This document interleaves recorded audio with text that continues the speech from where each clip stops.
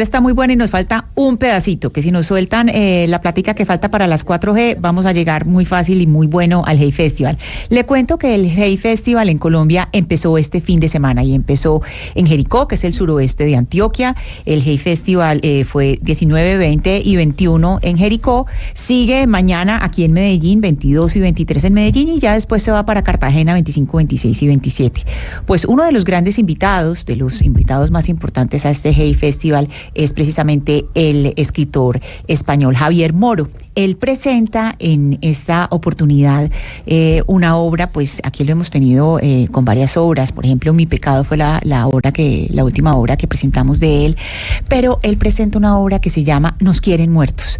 Nos quieren muertos es la biografía de Lilian Tintori y Leopoldo López en Venezuela, y pues en el Hey Festival estuvo lleno de gente esta presentación, y ahora está con nosotros Javier Moro. Bienvenido a Mañanas Blue. Buenos días, encantado de estar aquí. Javier, este libro, entra usted en el campo minado de la literatura y la política, hablar de política y más encima pues en un año electoral en Venezuela. ¿Cómo llega usted a la historia de Leopoldo López y Lilian Tintori?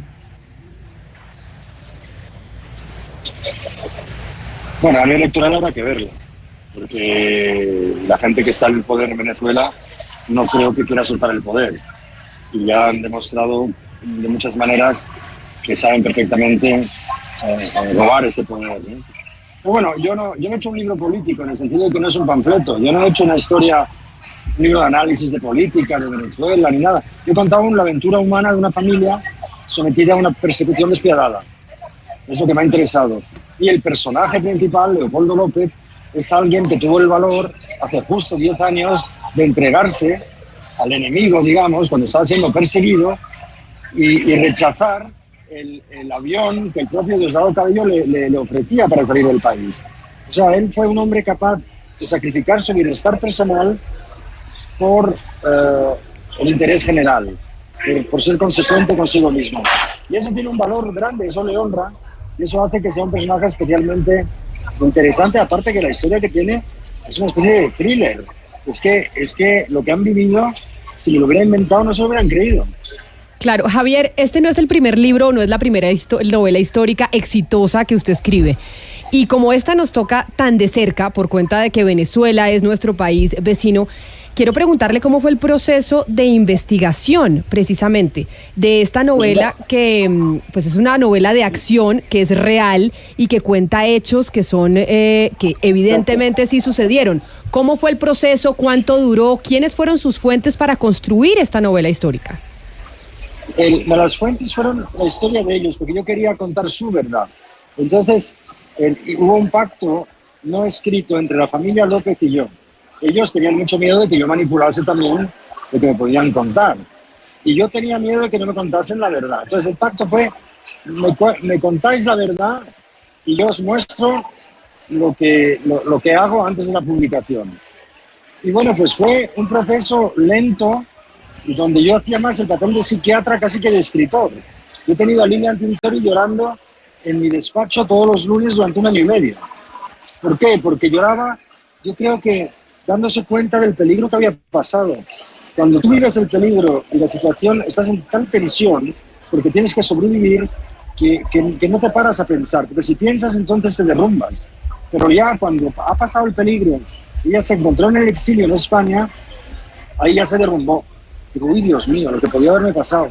Hay que tener en cuenta que ella en 2 años hizo 178 viajes al extranjero, y cada vez que salía tenía miedo de que ese día secuestrasen a los niños a la salida del colegio, o que no la dejasen volver, claro, o que entrasen por la noche, porque la persecución a la que fueron sometidos fue absolutamente tremenda.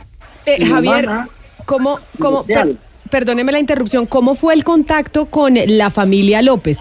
Y usted habla en España, ellos terminaron exiliados en España, de hecho creo que el papá de Leopoldo López ganó un escaño político en España, ellos viven desde hace mucho tiempo allá, pero ¿cómo fue el contacto y que usted tomara la decisión, usted que ha hecho novela histórica pero no realmente tan actual, ¿cómo fue el contacto con ellos? Es historia presente, esto dentro de unos años era histórico, pero ahora es presente, pero quiere decir que hace 10 años también se puede considerar historia.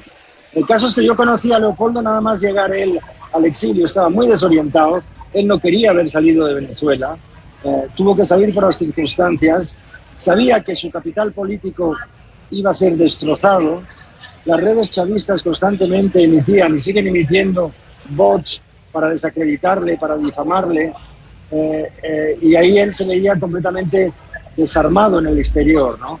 Bueno, ahora se ha recompuesto, por supuesto, y básicamente sigue con su lucha, pero ya a otro nivel, ¿no? Porque yo lo que Señor quiero Moro. contar bien... Sí, dígame. Sí, hay algo muy interesante y es precisamente el tiempo. Cuando usted escribe, por ejemplo, en Mi pecado sobre la actriz Conchita Montenegro, pues ya todo el mundo está muerto. No hay quien diga, no, a ver, Javier, eso no fue así, señor Moro, eso no es así. No hay quien lo contradiga, pero en cambio, pues Leopoldo está vivo, no solo vivo, sino que está muy joven, su esposa también, toda la gente que ha vivido eso. Y Leopoldo López es un personaje que genera mucha polarización, porque inclusive gente que es, digamos, fiel a la oposición venezolana, está en contra de Leopoldo López. Cuéntenos un poco cómo ha sido esa recepción del libro. Usted en Madrid, ¿qué tipo de comentarios ha recibido sobre esta historia de Leopoldo López? Sí, ha sido una recepción mixta. Por un lado ha habido gente que le sigue y que le sigue apoyando y que reconoce el valor de aquel gesto político de entregarse y los 7 años que ha pasado en la cárcel, y hay gente que completamente le ha perdido el respeto y lo desprecia olímpicamente. Y entonces yo no me explico por qué tampoco. Yo creo que tiene que ver con lo que se llama la decepción del mito. Él llegó a ser un mito y la gente depositó sus esperanzas en él para que les librase de aquel régimen.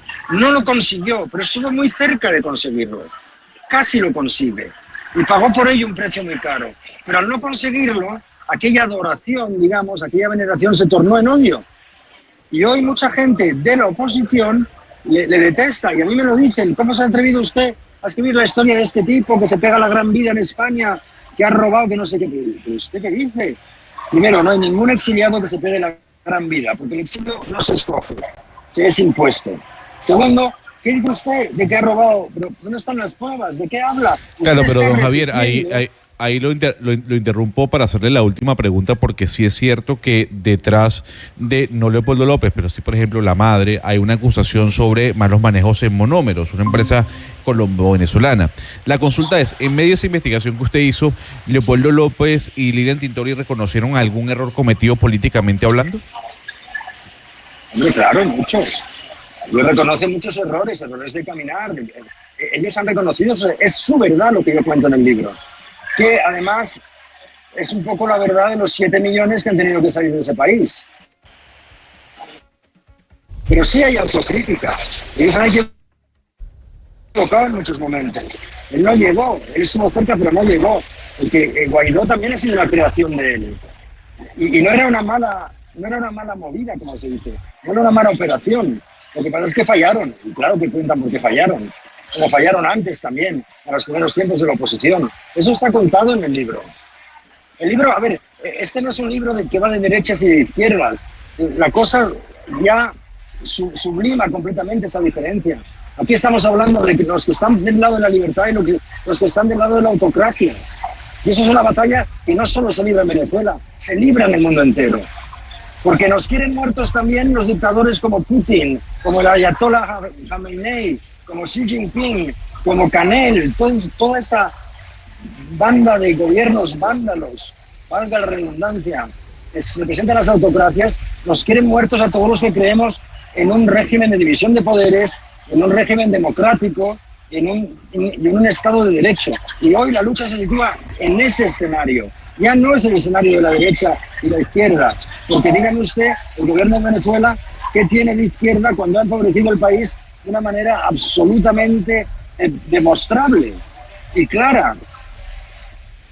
Pues, Javier, sí, se explica usted perfectamente, y claro que vamos a leer su libro Nos quieren muertos, esta novela histórica que, como decía mi compañera Ana Cristina, a diferencia de otras que usted ha escrito, pues tiene a los personajes vivos, y claro que generan controversia, y hay gente que está viva que puede salir a decir sí, no, lo que sucedió ahí es real o no es real. Mil gracias por estar de visita en Colombia y mil gracias por atendernos el día de hoy. Lamentablemente tuvimos un sonido no tan bueno, me hubiera encantado tenerlo con mejor calidad de sonido. Muchas gracias. Un saludo muy especial, son las 12 del día. Ana Cristina, a reventar estuvo el evento en Jericó.